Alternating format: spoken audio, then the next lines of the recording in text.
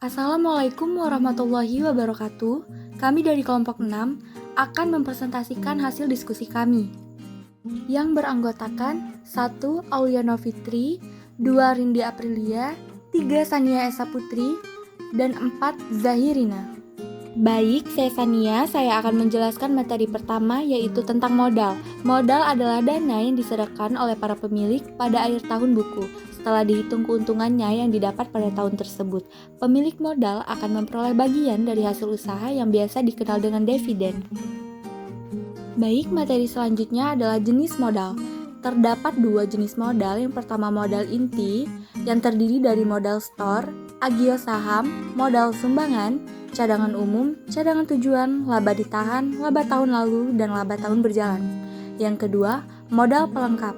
Terdapat cadangan revaluasi aktiva tetap, cadangan penghapusan aktiva yang diklasifikasikan, dan terakhir modal pinjaman. Materi selanjutnya tentang giro syariah.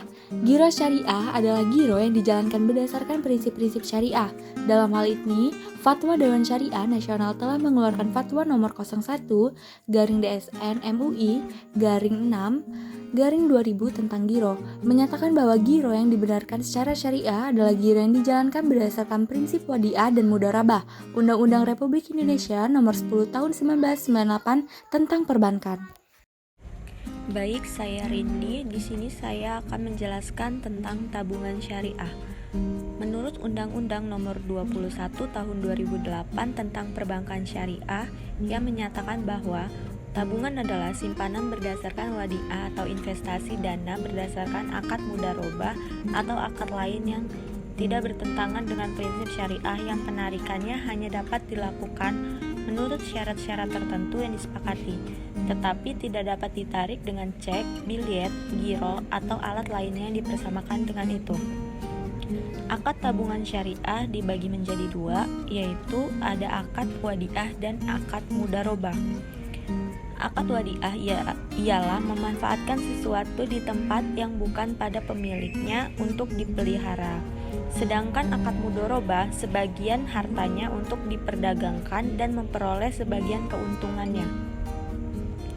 Berikutnya jenis tabungan syariah terbagi menjadi tiga, yaitu bagi hasil, titipan atau wadiah, dan haji. Bagi hasil yaitu tabungan yang menggunakan sistem bagi hasil sebagai imbal balik pada nasabah atas kesediaannya menabung di bank syariah. Sedangkan titipan sifatnya hanya titipan dan bukan kerja sama usaha, maka bank tidak akan menjanjikan persentase keuntungannya kepada nasabah. Dan yang terakhir, tabungan haji ialah tabungan yang dimaksud untuk membantu nasabah mempersiapkan ongkos naik haji atau ONH dan membantu nasabah untuk melakukan pendaftaran haji langsung ke Departemen Agama secara online. Saya Auliana Fitri Rajmalia. Di sini saya akan menjelaskan materi mengenai deposito syariah.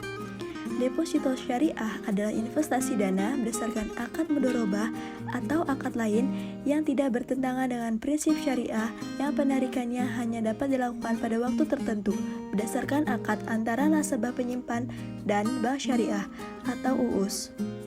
Perbedaan utama antara deposito syariah dengan deposito bank konvensional antara lain yaitu deposito syariah menggunakan sistem bagi hasil, sedangkan deposito pada bank konvensional menggunakan sistem bunga. Selanjutnya, macam-macam deposito mudharabah.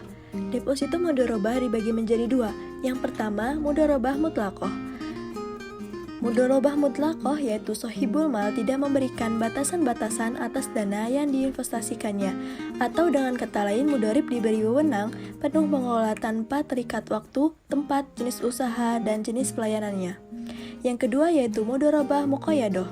Mudharabah muqayyadah yaitu pemilik dana memberikan batasan atau persyaratan tertentu kepada bank syariah dalam mengelola investasinya, baik yang berkaitan dengan tempat, cara, maupun objek investasinya.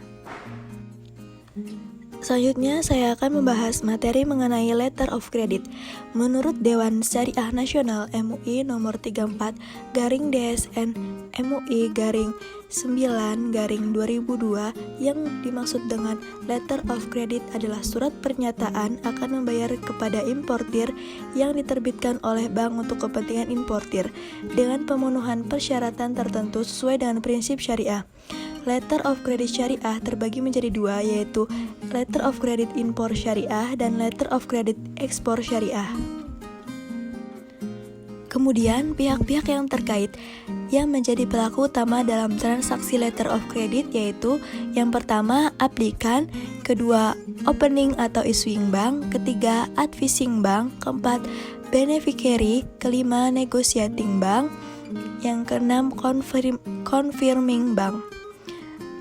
Adapun jenis-jenis letter of credit antara lain yaitu yang pertama revocable letter of credit, yang kedua irrevocable letter of credit, yang ketiga check letter of credit, yang keempat usance letter of credit, yang kelima restricted letter of credit, yang keenam unrestricted letter of credit, yang ketujuh red clause letter of credit, yang kedelapan transferable letter of credit, dan yang kesembilan revolving letter of credit.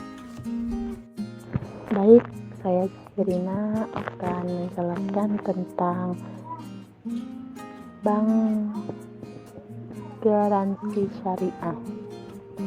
Bank garansi yaitu jaminan pembayaran yang diberikan oleh bank kepada suatu pihak, baik perorangan, perusahaan, atau badan lembaga lainnya dalam bentuk surat jaminan.